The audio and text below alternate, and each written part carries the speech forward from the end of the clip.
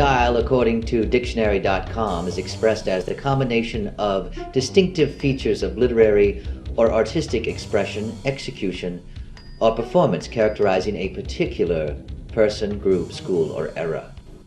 Some examples of visual art historical stylisms: prehistoric, Egyptian, Chinese, Oceanic, Maori, classicism, romanticism, Renaissance, mannerism, post-mannerism, Baroque, Rococo, realism, neoclassicism, pre-Raphaelism, Orientalism, Impressionism, post-impressionism, symbolism, naturalism, Fauvism, Art Deco, Art Nouveau, Expressionism, Dadaism, Futurism, Cubism, Constructivism, Deconstructivism, Orphism, Surrealism, Social Realism, Modernism, Postmodernism, various forms of abstraction, Formalism, Abstract Expressionism, Minimalism, Post-Minimalism, Photorealism, Conceptualism, Pop, Agit-Pop, Post-Pop, Outsider, Bad Art, Lowbrow, etc. Any artist whose body of work falls into one of these isms is considered a stylist. Do artists want to have a style? Of course they do. It makes it easier when asked, "So what kind of art do you do?" But seriously, the alleged importance of style is one of the first things they teach you in art school, blatantly or subliminally. You are expected to develop your own style. You're expected to produce a sheet of 20 slides, pieces that resemble each other. So after trying a few things, you settle on something you like, then get stuck for years trying to make it logically evolve into something better. Unless, of course, you get so bored you just quit making art. And if you're lucky, every year or so you'll get some life-altering experience to use as an excuse to make a radical change, then develop that for a few more years. For a long time I thought, I have my own style, I know what I like. But how often did I really challenge that idea? Have you always been an anti-stylist? At heart, yes. In reality, no. But I've always believed that an artist is free to pursue what they want. I remember realizing, after getting away from the influence of school so long ago, that no one really cared about what I did as an artist. It became a matter of survival to maintain my own interest in art. Over the years, I experimented with different ideas in media. I tried to refine my techniques as an artist so that my style wouldn't be based on my shortcomings. Yet I often ended up working in a series because I thought that was necessary to validate whatever change I was pursuing. Sometimes the continuity produced better pieces, and many times the idea of a group of similar pieces was more important than the individual. But looking back, I find a greater meaning in the variety of series than in any particular one. Now, as I'm getting on, I find myself wondering how much time was wasted trying to validate one idea in the name of my style. Now you're an anti-stylist. Yes. At this point in time, I'm working on the non-series series, The Birth of Anti-Style, a group of works where the pieces don't resemble each other stylistically. I suppose I could even go back and disassemble my old series art and reorder them into new anti-stylistic groupings. Don't all good artists have a singular style? Every critically acceptable and commercially successful artist has his or her own style. But what you have to question is the complexity of what that artist is offering. Is it something more than the visual? Is it more than one idea, remade over and over? And conversely, having a style doesn't necessarily make a good artist. Perhaps your style only makes you predictable. After all, ideas precedent ideas. No one really invents anything out of the blue. Therefore, an artist's style is merely a personal adaptation of some previous ism or combination of isms. The personal adaptation is what I believe artists should concentrate on. And what better way to do that than to make isms irrelevant? In my opinion, a good artist is one who produces a lifelong body of work that truly explores the varied experience of life and the possibilities of art. How much should an artist worry about having or not having their own style? If you consider yourself a student of art, then don't worry about it. And I don't mean just art students. Students of art should be trying anything and everything. And all students of art should be anti-stylists. Artists can continue to be students of art if they are searching for and try to express a greater, more complex truth. If you're an artist whose singularity of vision is unchanging, and you're doing something that you love, then you probably settled into a comfortable style and don't care to question it. But as Socrates said, The unexamined life is not worth living. not to say happy artists should kill themselves, especially if you're someone like Willem de Kooning, who sold variations of the same painting for decades for big bucks. You might as well enjoy it. But if you've been cranking out art for years and still trying to find your style, then you're probably looking in the wrong place. Examine the meat, not the dish. Perhaps you're an anti-stylist and don't know it. How often should an anti-stylist art change, and to what degree?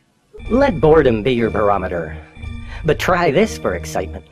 How different can I make this piece from the last and still find myself in there? You might be surprised at how complex and irrepressible the self really is. Not to say an artist should reject a fresh idea based on one piece. Maybe it'll take doing a few to get something you like. But never crank them out just for the illusion of validation through repetition. And never worry that it won't be a part of you. That is inevitable. Unless, of course, it's forgery you're after. Is style a perceivable constant within the context of an artist's work? Yes. But my point is that the constant doesn't have to be visual. Art is a physical manifestation of the artist. The form that manifestation takes is based on personal choices.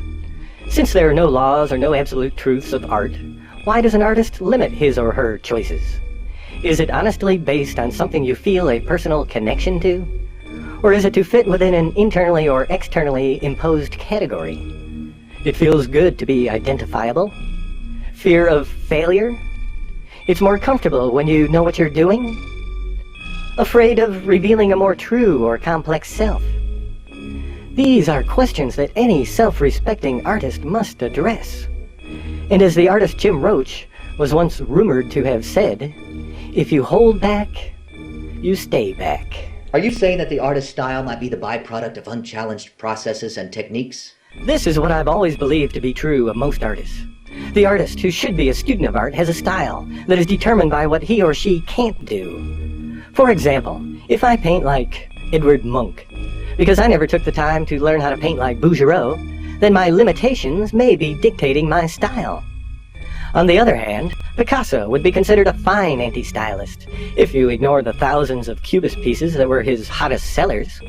He could make art in a variety of media and styles, but the marketing of Picasso labeled him a Cubist, pressured him into the convenient box that was appropriate for the century of mass production and designer label products. And I'm also sure there are many anti-stylist artists out there now doing great work, but they don't get any visibility because of the outdated values of the mainstream art world. So if style is what makes an artist critically acceptable and commercially successful, will the anti-stylist be ignored? Probably yes. At least until we change people's attitudes on how they look at art. So, what hope is there for the anti-stylist? Plenty. Which brings us to the Anti-Stylist Manifesto. The world loves change. Some important strides were made in the 20th century world of art, but most importantly, the removal of all rules on what art is, and the inclusion of non-Western and non-academically trained artists into the respected art world. But rules for singular artists have remained. Now, it's time for artists to remove those velvet chains from their imaginations, to consider all the options without fear of degradation, to make pieces that don't have to resemble each other.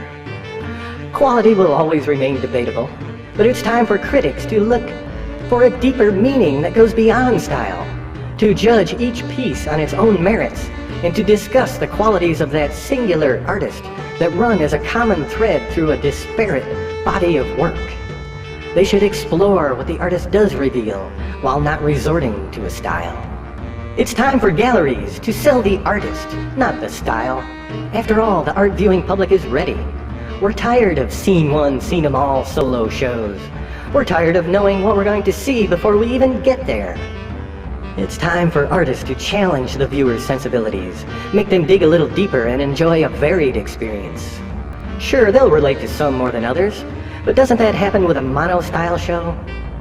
But as an anti-stylist, don't worry about it. Set your imagination free. Let each idea take its most appropriate form. Explore different techniques or media. Try living without knowing what your next piece will be. Enjoy the complexity of yourself and your personal aesthetic.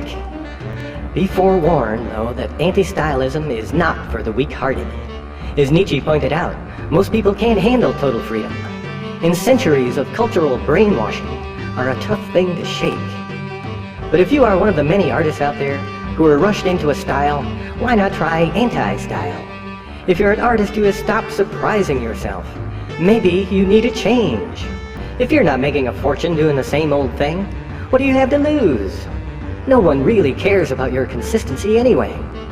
Why not try adding a little mystery to your life and your art?